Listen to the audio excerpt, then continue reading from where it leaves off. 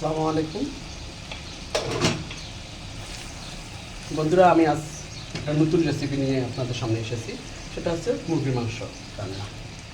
মুরগির মাংস আমি প্রথমে ভালো করে ধুয়ে নিয়েছি, তারপর আমি একটু হালকা করে ভেজে নিয়েছি।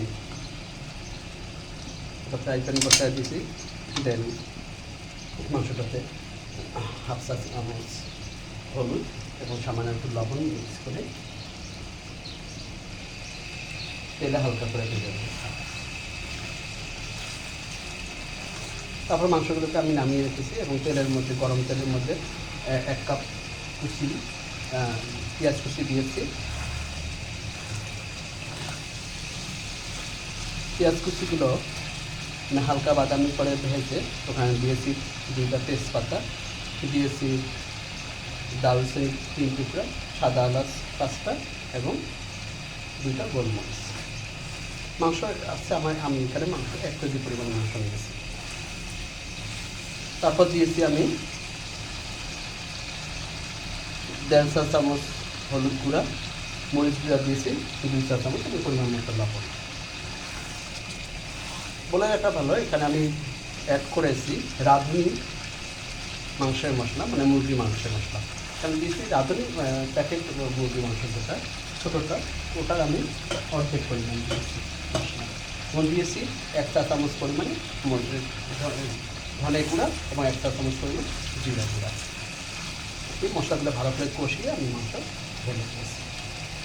মাংসগুলোকে নেড়ে ছেড়ে আমি ঢেকে দিয়েছি। 5 মিনিট পরে হালকা আছে আমি ডাল দিয়েছি। 5 মিনিট পরে আমি ঢাকনাটা উঠে মাংসটা ভালো করে নিয়ে আসি। এখন আবার 2 মিনিট আমি ঢেকে দেবো।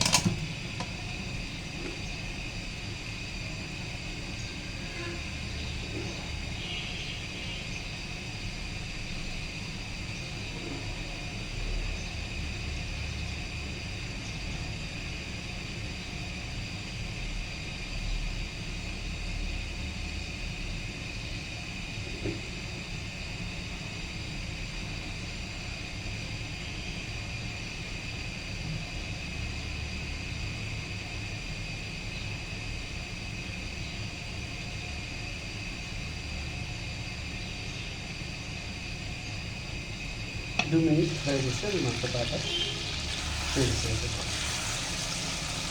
দেখুন আমার মাংসটা কত সুন্দর একটা কালার এসেছে।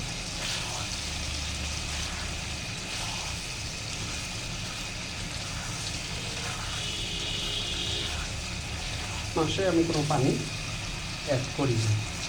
মাংসের যে পানিটা, ওই পানিটা দিয়ে হয়েছে মশলার সাথে তেল করে আপনি বুঝতে পারি অনেকটা 50% আমার সিদ্ধ হয়ে গেছে।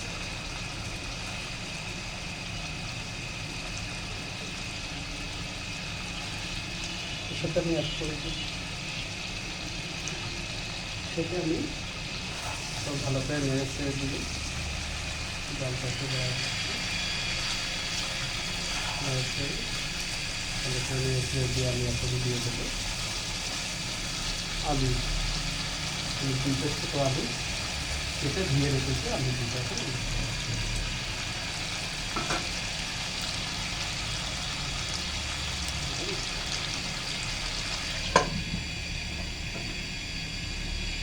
কিছুক্ষণ পর আমি আবার নেড়ে ছেড়ে দেবো।